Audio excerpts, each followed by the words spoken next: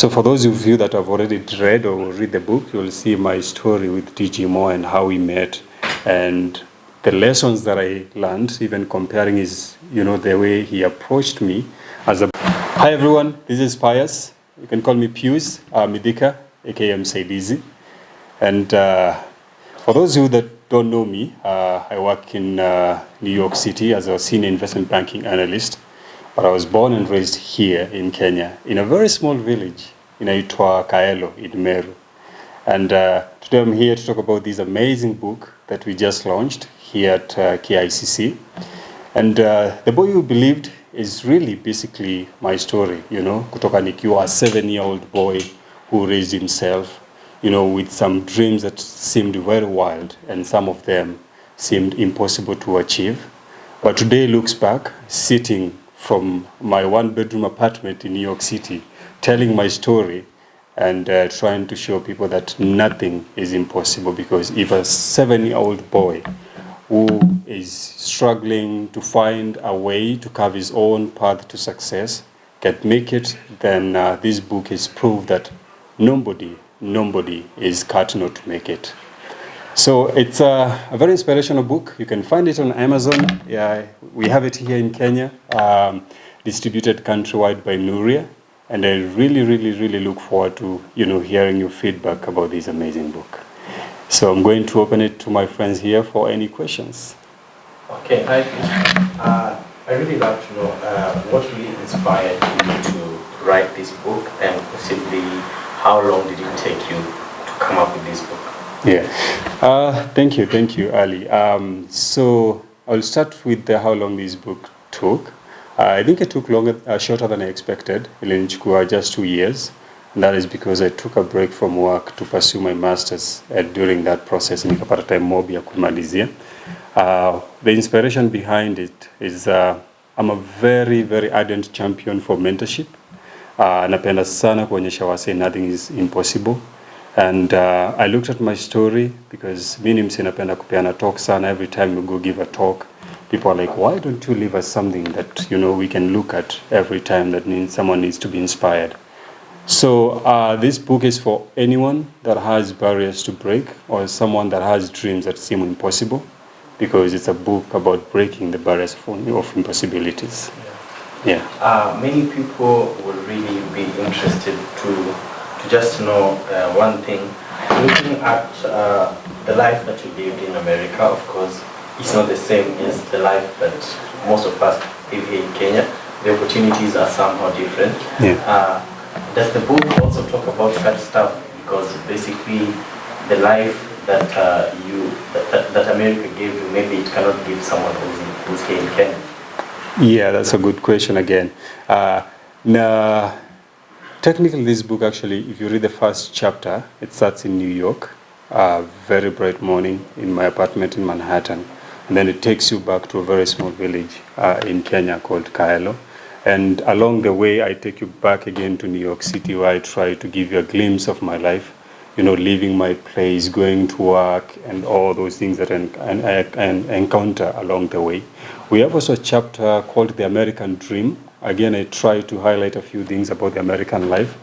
But I think you're right. When it comes to opportunities, I've tried my best to show people, to highlight that, because that's actually what shaped my story, the opportunities that America gives. And I believe Kenya also has opportunities, but we have a long way to go, because we're still a growing country. Yeah. Okay, and basically, this is not the first book that you've written, yeah? Yeah. Tell us about the other one. The other one was basically a very small book. It was, I think, it was 50 pages. I'm there in high school, powered up and, giving talks. That time, aspiring to be a motivational speaker. I was also, that time, I'd actually met people like TG Moore, had, shaped my career in music, started doing a number of songs. So I felt like, I've achieved something. And that book was kind of a story trying to show people, again, the same story, but, a little bit that, kijana ametoka hapa, so far ako hapa, and these are the things that he has achieved. And it was really meant for students, mostly between Form 1 and Form 4. So we don't have that book anymore. Ilikuwa tu zile vitabu za moment pia kugenerate cash because ilikuwa kitabu ya 150 bob. So we're trying to make ends meet, and I was like, let me take advantage of that. Write a book. Looking on my side, looking at The Boy Who Believed, how is the reception so far, and how would you compare it with what you expected? And what are also some of the comments that people are giving you in terms of feedback? The reception has been amazing, to say the least, both in Kenya and the US. Actually, Kenya, US, Canada, and UK. I think so far those are the only countries I can trace my sales. In Kenya, when I was writing this book, honestly, I didn't have a lot of expectations because, some people know my story, and I was like, this is home. So my main target was the US and Canada, because those are the countries closer to where I am. But I'm surprised because sales here have been almost surpassing what we have in the US. So my people at home, wale watu wanasemanga sijui nabii hana sifa kwao, I think this book has proven them wrong, because people here have been so receptive. And a good example is the launch that some of you witnessed. When we were putting up this launch, we didn't have many expectations. Since we got to launch and then, call a few people, friends and all that, then all of a sudden it becomes a big event, having, people like PLO, Ezekiel, and all those amazing chief guests we had. So I think we have been surprised. And I can't say my thanks enough to my amazing people here in Kenya, and express how much I really appreciate and love them. Okay, yeah. My question is, during your launch, we saw people like Isaiah, DJ Mo, the tour coming through for your launch. I mean, what has they played in, what role have they played in your life and in the book as well? Thank you. So Mo and I, we have a history. So tumetoka mbali, and actually he's mentioned in the book. I think in one of the chapters, hapo mwanzo, our story is briefly highlighted there. And they showed up not really because they're in the book, but because we have come from far. And they came to, support and show me that we are together. And actually, for some of you that saw, Saizait was one of the pastors that was praying. Actually, she was the one doing the opening prayer. So basically, they were not there as celebrities, I can say, but as friends that were coming to support a brother. So for those of you that have already read or read the book, you'll see my story with DG Mo and how we met, and the lessons that I learned, even comparing his, the way he approached me as a boy with nothing, because honestly, I had nothing. I was in high school, Form 3, with dreams of being the next Bahati, Willie Paul, and this guy, we meet, I share with him, he gives me his number, I call the next day, and he answers. And that's how the relationship started. PLO, I met PLO recently. I didn't know him, Siko namjua. And then we approached him, and kindly asked him, we have this event, and he was like, who else is coming? I told him Ezekiel will be there. Wahiga Maura was one of the chief guests who got a last minute something to attend to. So I sent him those list of guests, and he was like, I'll be there. And unfortunately, he had to travel to Rwanda to meet the president of Rwanda last minute on the day of the event, but he attended virtually, and his speech was there. So the same with Ezekiel. Ezekiel, actually, we reached out on WhatsApp, we talked, and funny enough, became a friendship out of our WhatsApp text. And he was like, I'm more than happy to attend the book launch.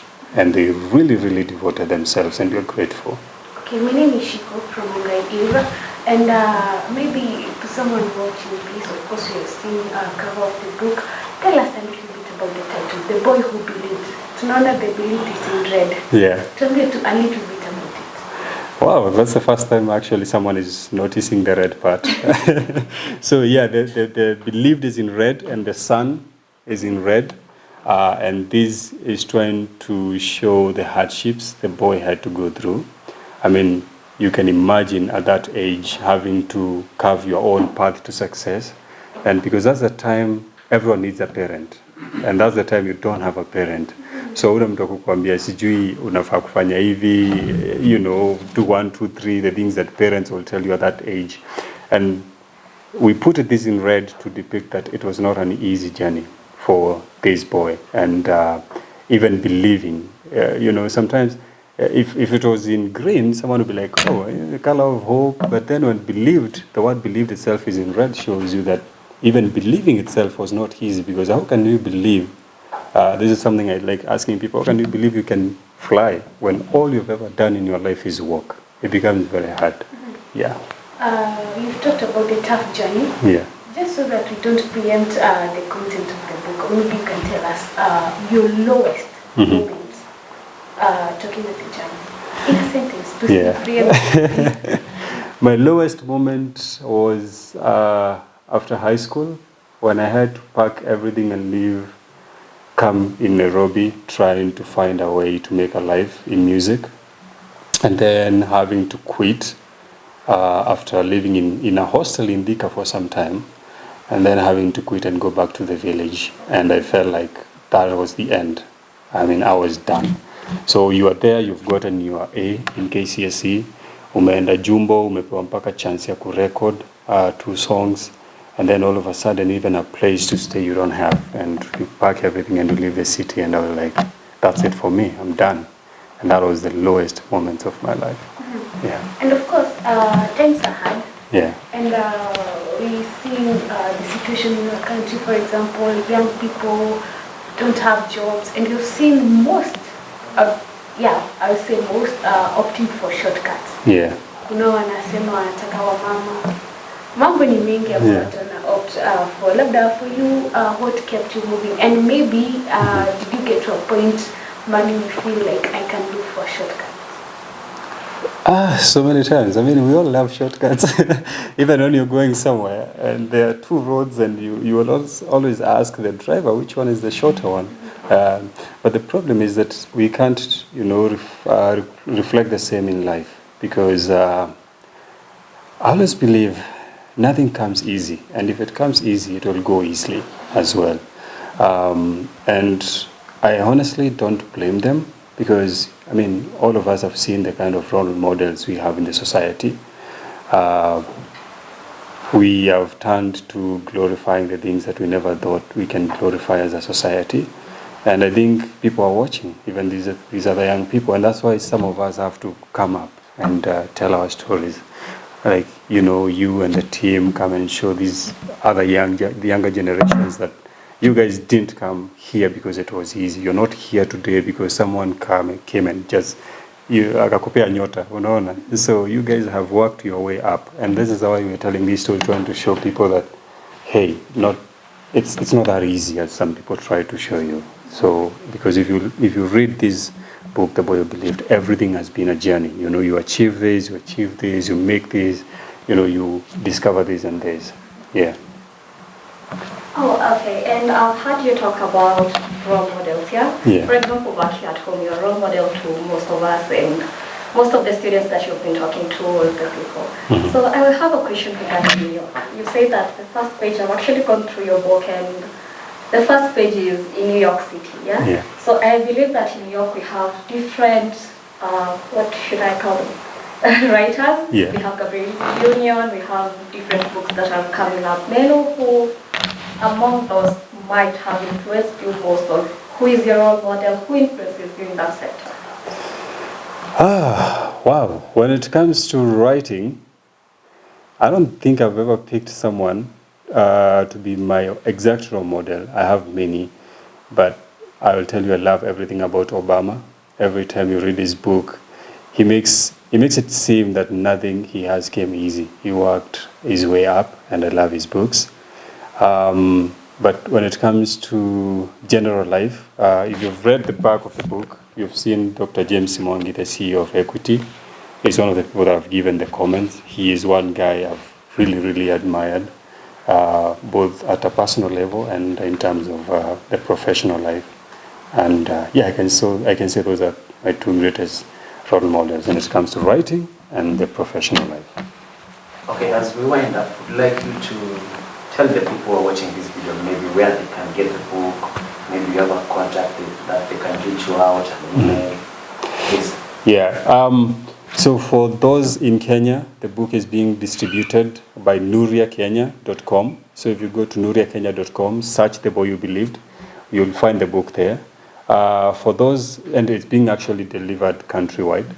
Kwa wale wako, those outside the country, be it US, Canada, UK, you can get the book on Amazon.com, because actually the book is published through Amazon. So just go to Amazon, search the same, The Boy You Believed, and the book will be delivered to you wherever you are. All right. Just to ask this, I know it will be weird. It will make you maybe think that this is more of a suggestion. I don't know if there are plans, maybe you've mentored, you have adopted maybe a young girl, a young boy back at home. And then are there any plans maybe with your schools, maybe the people that maybe mentored you up to where you are today, maybe you're working with them, maybe a small course and give it back to the society? Yeah, that's a great question. And actually we have been running the Msaidizi Empowerment Initiative. It's a non-profit registered here in Kenya. Tumefanya vitu mingi, especially hapa Nairobi. Tumefanya tournaments na Ekodida. Tumepeana sports, football jerseys, maviatu, mipira, and all those things. But basically, our main area is mentorship, because we believe if someone came and gave me food and all those things, singekuwa hapa leo. But because someone mentored me, I'm able to stand here and mentor someone else. So when it comes to what we are planning to do, God willing, once I go back to New York, I'm planning that we are going to be robust, have more mentorship programs. And actually, before I even go back, starting this Friday, we have a talk in a college here, actually in Thika. And then after that, I'm expecting to go to a few high schools to give talks. That's part of the things we do. I'm planning to go back to my school where it all starts for our school uniforms drive. What else? We have a number of things on the pipeline, and God willing, we'll be able to accomplish them and also call you to participate in helping us do them. Yeah. I think we're done. All right.